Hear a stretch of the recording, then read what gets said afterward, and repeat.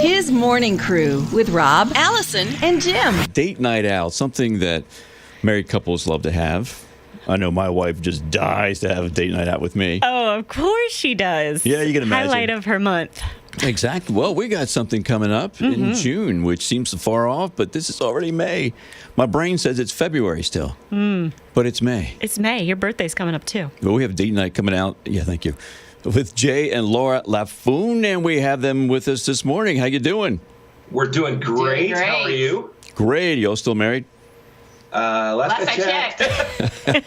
Finishing each other's sentences. Does that answer your question? Yeah. Yes, it does. You guys have been married for like, what, 80, how many years? Feels like it. 32. 32 years, and 30 of those years have been pretty darn good. Oh. When were those two? Not the last two, hopefully. Those two involve children, I'm sure. Awesome. So tell us about your heart and your passion here with helping other couples. Well, we started doing marriage ministry because people were asking us, we were youth ministers, and people were asking us to do parenting seminars. And the more we looked into parenting issues, the more we realized it was really marriage issues manifest with the kids. And so we really began to study and look at marriage issues, and God gave us a passion to help married couples celebrate, because so many of us, life has such a way of just dragging us down. We want to help couples celebrate their marriage. Well, what we figured out working with kids is that if mom and dad weren't on the same page, then that reflected into the life of the kids and their behavior and their attitude. And so really, why go work with kids when you really have to go to the start of the problem, which is mom and dad? And a lot of that starts with having effective communication. So you guys have some great tips for improving communication in marriage. I know one of them is really just to put down the distractions, because there are so many of those around right now. Yes, in this age of technology, here's what I tell women. Ladies, if you're wanting your husband to hear what you're saying, then make sure that he's looking you eyeball to eyeball. Because if he has a device in his hand, the TV's on, whatever it is, he's not listening to a word you're saying. The TV can't even be on in another room. You might be in the kitchen, and in the family room, the TV's on, but he's going to be listening to the TV. And the other thing that we tell ladies, and this is serious, is that if he's hungry, he's not going to hear a word you say. I'm like that too. You don't want to be hangry. And you guys are so good at this one, laughing at each other. Yes. The Bible tells us that laughter is good medicine.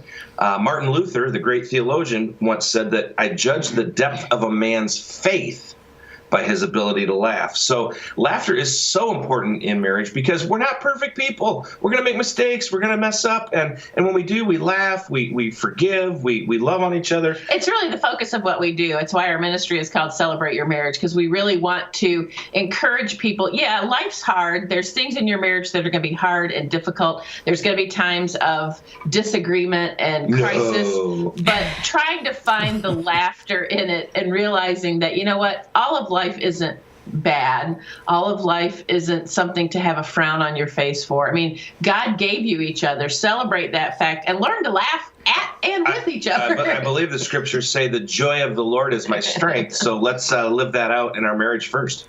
So you're saying for the husband, it's just not good enough anymore to say, yes, ma'am, you're right.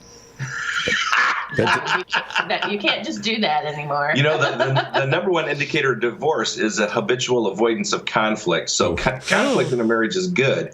It's just you got to do it the right way and not capitulate just because you don't want to have conflict. Yeah. What are some of those phrases that every husband needs to hear from his wife? Some of the phrases that every husband needs is I want you. I believe in you. I'm proud of you. Ooh. Those are good. There, we'll stop with those three. Yeah, those are great.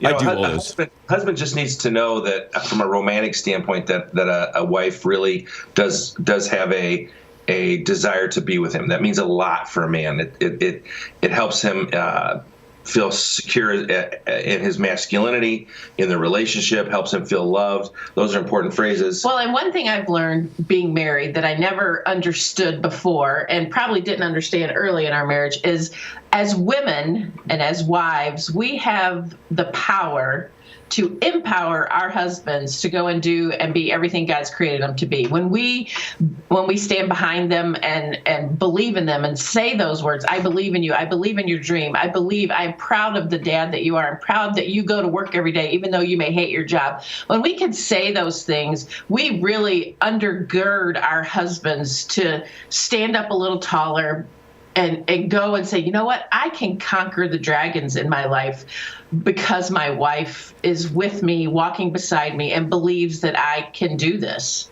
We're talking to Jay and Laura Laffoon, marriage experts. And real quick, we're almost out of time, but can you give us some phrases that every wife needs to hear from her husband? You bet. I love you. I respect you. Then the third one is very important. I need blank from you. A wife has needs every day, and they change every day, and we have to be sensitive to those. And then finally is I cherish you. And what I cherish you means is when she feels loved, when she feels respected, and when she feels listened to, all of those combined, she feels cherished. Wow. That sounds like good. You get a lot of good feedback from couples so far? And Oh my gosh, we do. We have people tell us I've never laughed like this in years.